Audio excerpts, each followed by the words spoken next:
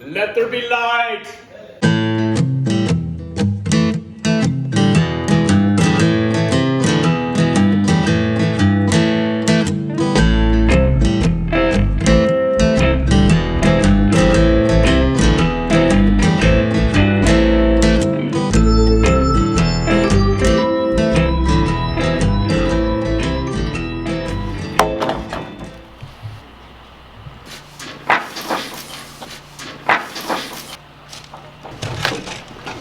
Hey Pablo. Hello, Mike. How you doing? Hey, I don't want anybody getting hurt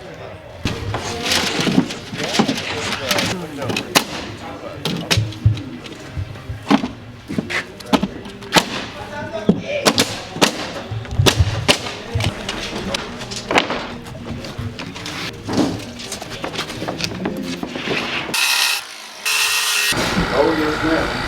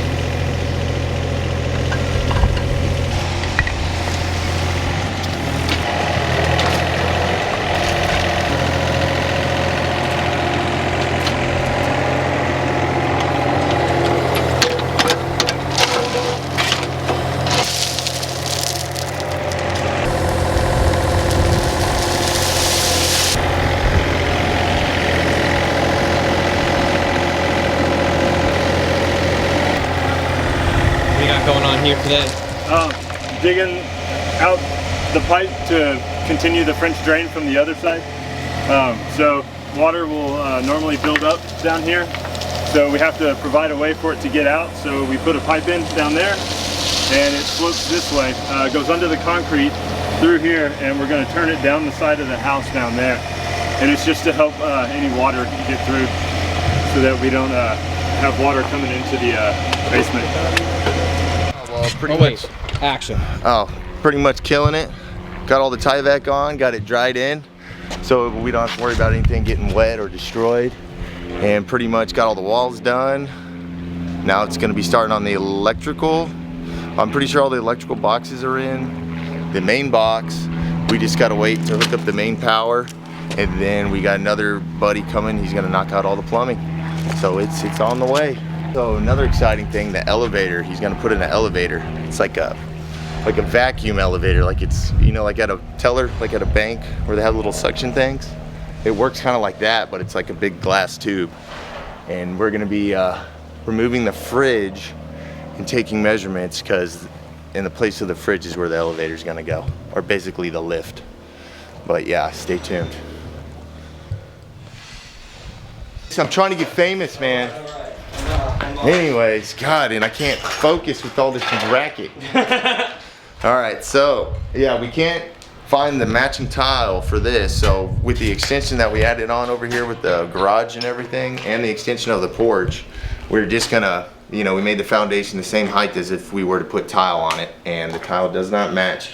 So we got to take out the existing tile and totally redo the whole thing. So that hurts the budget a little bit, but I mean, it is what it is.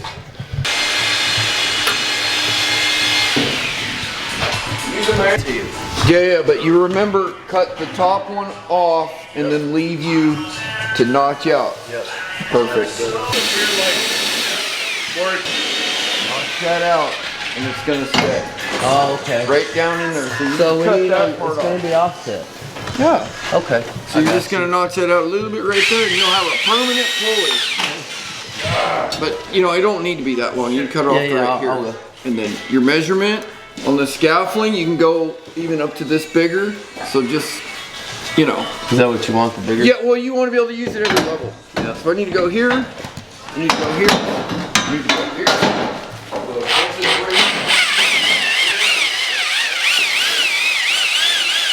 Okay, Austin, help me pull this.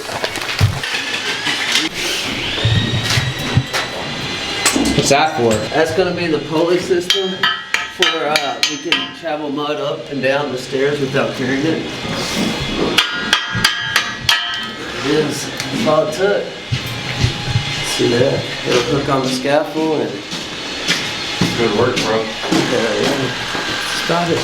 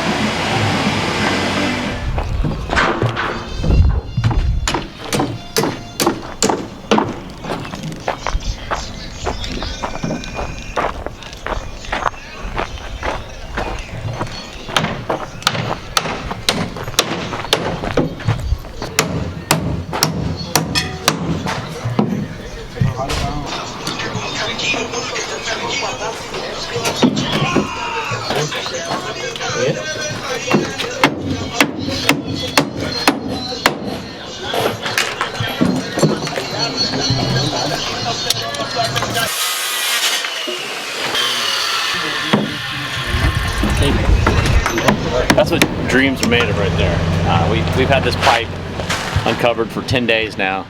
It's destroyed the site. We can't maneuver around it. I was out here this weekend. I did find a little drip leak. I had to tear the whole thing apart. I cut it up in pieces, re-glued it back together, repressurized it, retest it. I tried to call an inspection in for this morning, but they're not calling me back. So, and then we missed inspection today. That means it'll be open for another week. So it is such a pain in the rear. So I'm just trying to get the inspector out here to take a look at it. And if he comes out and blesses it, you know, then we can cover it. We just got to put a trim piece along here. Richard knocked out the walls on last week, so it looks fantastic. So this room is almost done. I mean, minus trim and all that. But the electricians, we're going to bring in a temporary power, and we're going to power up a lot of the sockets, and we'll be able to turn lights on in here today. So it's been kind of cool. At least the sections that are done. I mean, we can do lights here, lights there, lights in the bedrooms, in the gym area. But that's a little fun thing we'll do. We'll turn the lights on. We'll be lit up for Halloween, you know. Trick-or-treaters will be like, aren't they home? If they can make it through that, they deserve some candy. We can do lights in here. Yeah, everywhere the ceiling is done with the plastering, we can do lights. That'll be exciting for sure. It's starting to look like a house. I was excited. I was hoping today we'd jam out this big room. I'm ready. I know. We just need some like employees and stuff. I'm gonna go ahead and get that wood ordered, and while we have the scaffolding up, we're gonna do all the wood ceilings. And for whatever reason, the wood is dropping in price, so it's about $1.50 per square foot for a wood ceiling. And then the shellacking of it is, it's gonna take 2 gallons, and it's only $70 to paint it. But it's just labor in the wood, so really when it comes down to it, it's about the cost of drywall right now, which is amazing. None of this stuff to do.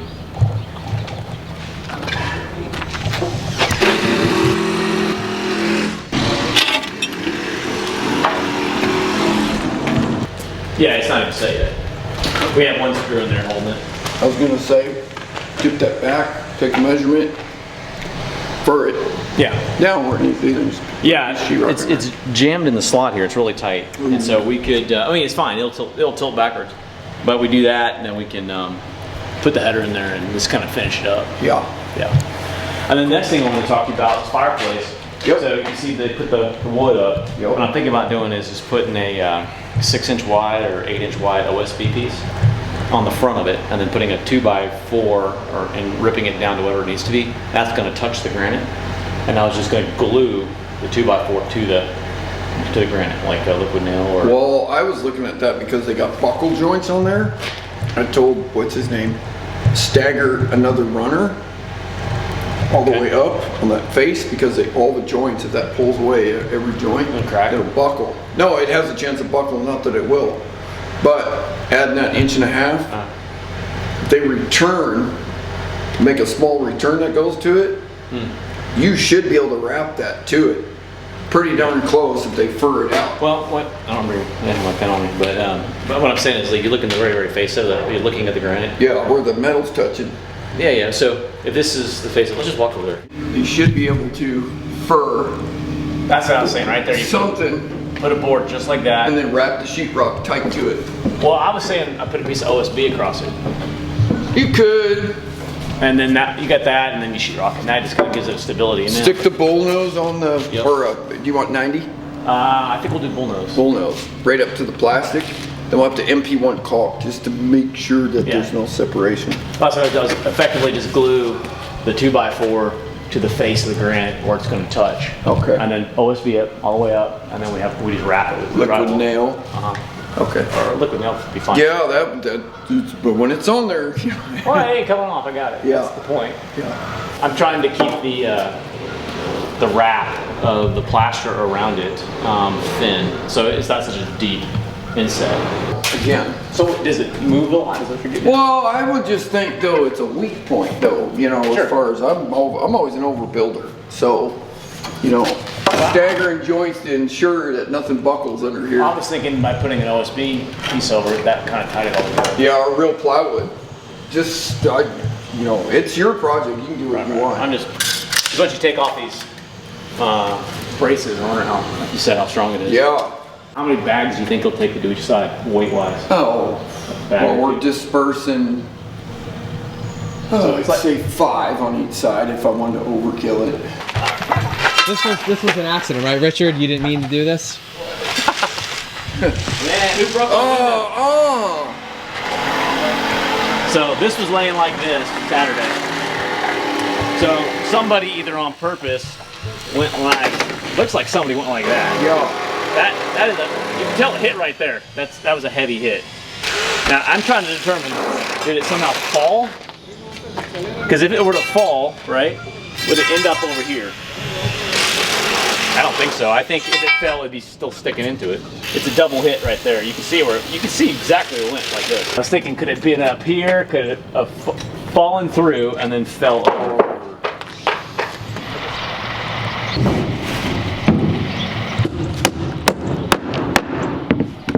Hey, Video Mike, we're gonna do a little math here. Yeah, Mike, are you good with math, buddy? It's 8 feet wide, and it's 1 foot of concrete, right? So times 1. So we have 320 yards of concrete going on top of it, square feet of concrete. Divide that by 27 is 11.8 yards of concrete on top. It's about 4,000 pounds per yard of concrete. Times 4,000, 47,000 pounds on this run right here. 47,000 pounds. One Bobcat a skid steer weighs about 10,000 pounds. They're about 8,900 pounds of weight for a skid steer.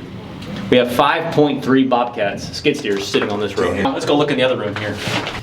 We got about 1/2 inch of water. So we know our basement's watertight. The problem is holding the water in right now. So we gotta pump this out. This is quite dungeon-esque.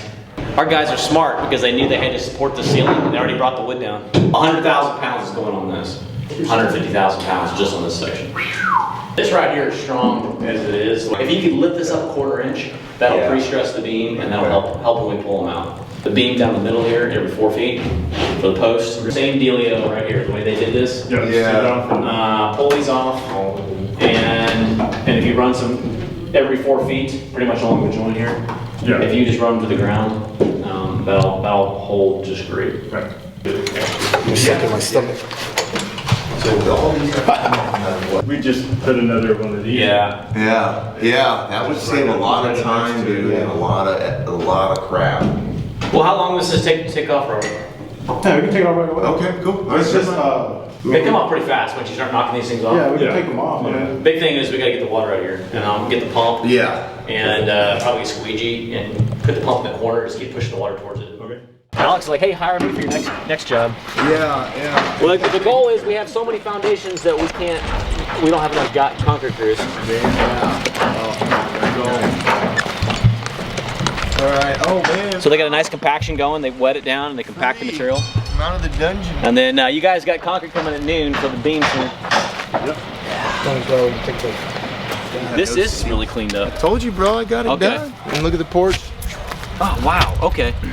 So I'm not so mad at the other guys. Dude, and the roof's cut. We're telling you, man. They hit it hard, and they unloaded all that lumber too. Okay. Wow, that looks great. Yeah, okay. dude. And the back we still got to get though. Yeah. We got all this, but this stuff's being a pain. Well, it didn't have to be that. This is good enough. Oh yeah. Wanted to see where this AC unit was behind here, and it's butt up against. Yeah. But like I said, we got plenty of room. So all this can stay here. I'm trying to talk them into just recessing the elevator a little bit to get our 42. Okay. And just, you know, because our support's here, and we'll just cut these down, or, you know, I want to see what's up here. Do me a favor. Solid, yeah. Let's sweep this up and then put the paper down. Yeah. Before they get over here. Yeah, where I was looking for the paper, I'm gonna get it. Okay. Well, this is a project in itself. Yeah, I know. Okay. Nothing too big or too small, we can't handle. I know. This is gonna be a challenge. Great.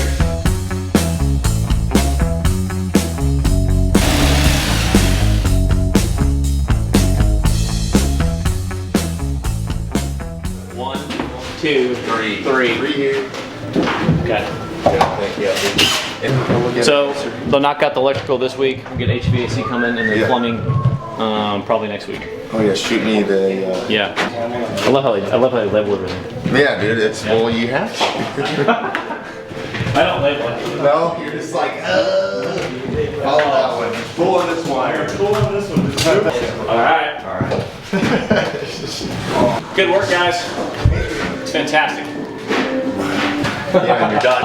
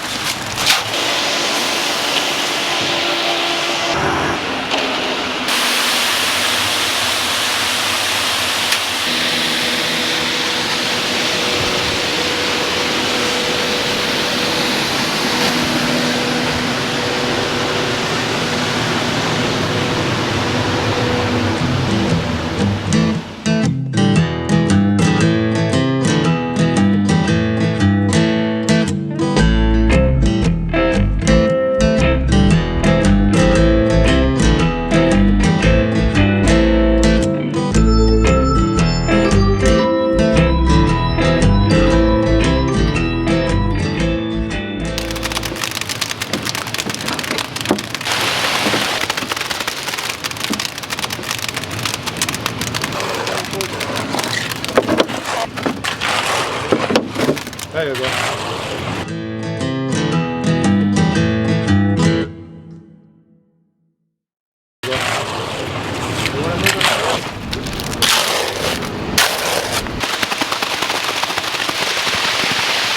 These tiles are fish fossils.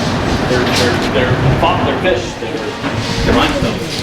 So we're gonna do one room that's gonna have a kind of a fossil theme. Now, I personally even want it in the kitchen, but I don't know the wife will go for that. Well, okay. But dead fish in the kitchen. All right, man. They're getting hot wire in the plugs. We're gonna get the lights on. So this place is gonna come alive for the trick-or-treaters tonight. So they'll be able to know to come get candy.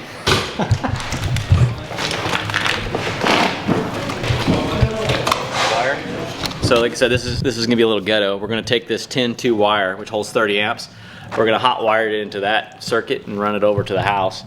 And we're gonna plug this into the other circuit box, which we're gonna run 30 amps over to that house, the main house. And so 30 amps is not a whole lot of power because it's designed to hold 280 amps, but this will turn on every single light in the house. I mean, I think we calculated it's only 10 amps to run all the lights. So 200 lights will run off this little cord because that's how energy efficient they are. But we just want to get some lights on, get some power over there, and that way we can work. Hey, Lewis, did you find the electrical switches? Nope. There's none in that box? I think it's too big. So in the master suite, you do the same thing, 42 by 35, 18 inches off the ground. And then where that stops, it'll be a big mantle face. I may end up putting the mantle lower, we'll see. It may be some interesting double mantle. So, because the mantle will be above the fireplace, yay big. And then, we're gonna have to do something here. Wherever the rock stops, it's gonna transition right there. And that's what it'll be. It'll be a mantle that sticks out, you know, here above the fireplace. And it'll be made out of limestone. It'll stick out, yay, so big. And then above the rock, it'll stop and it'll look like that. And right there is where we'll put our lights that shine up on it. And then you take it all the way up. If you don't feel comfortable gluing it on the face of that, you can go and wait for me. I got it. Because once you glue it, it's there. Yeah. I'll be back in a week. We got lights. Are they on? Mm-hmm. Oh, I missed it. Man, no one tells me anything. It's holding pressure. So that's a good thing. That's a good sign. All right, now I'm gonna go down and check the concrete. They just called me up to see if they need more concrete for the pour. Hold it 40 yards is the plan. All right, and he's gonna go turn on the lights, so you have a good lighting ceremony. Dime si prende.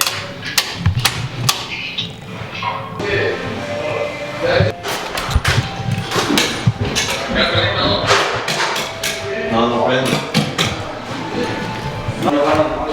Here we'll put our beam down the center. What we're gonna do, we're gonna start putting some bracings up, some 2x6s. We're gonna maybe make this and then bring on this, make a T. About probably like every 2 feet. That way it'll support this beam.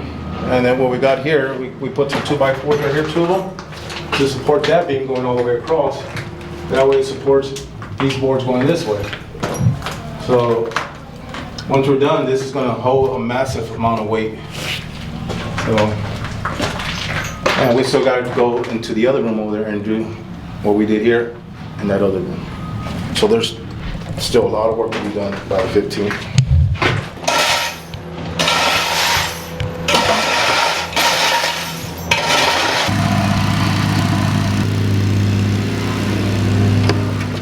Let there be light.